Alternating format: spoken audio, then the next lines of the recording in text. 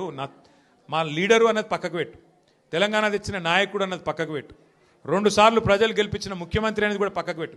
మా నాయన కదా, మా నాయన తిడితే కొడుకుకు రేషం రాదా? ఇక్కడ దాకుంది కోపం, ఇక్కడ దాకుంది. దొరికితే ఎడమకాలు చెప్పు తీసుకొట్టాలని ఉంది. కానీ ఏం చేయాలి? ప్రజాస్వామ్యం. ఎకతక్క మాట్లాడితే మళ్ళీ ఏమంటారు? అగో వీనికి బాగా ఇంకా వీనికి అహంకారం ఉంది రాబోయ్ అంటారు. అహంకారం నాదా అయినదా? నేను గుంటూరులో చదువుకున్నా అంటాడు.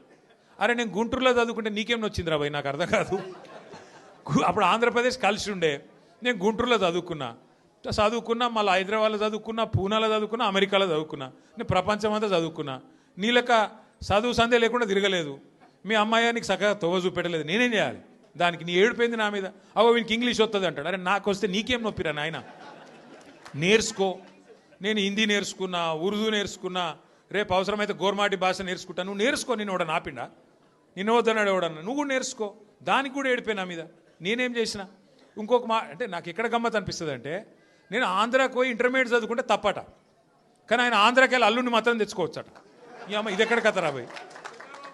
అందుకే ఇక ఆయన పేరు ఏం పెట్టినట్టుగా నేను ఇట్లా లాభం లేదని చెప్పి మనోని పేరుగా అల్లుడు భీమవరం కదా, అందుకే ఈయన చిట్టినాయుడు పేరు కూడా భీమవరం బుల్లోడు అని పెడితే అయిపోతుంది. ఓకే వెలుగు భీమవరం బుల్లోడు మనకు నీతులు చెప్తున్నాడు. అరే ఆంధ్ర అంటే మరి ఆంధ్ర వల్ల ఓట్లు కావాలి, ఆంధ్ర వల్ల చుట్టూ తిరగాలి, కానీ మళ్ళీ ఆంధ్రాని మాత్రం నేను పోయి చదువుకుంటే నీకు నచ్చినది. నీకేం బాధ అవుతుంది? నాకు అర్థం కాదు.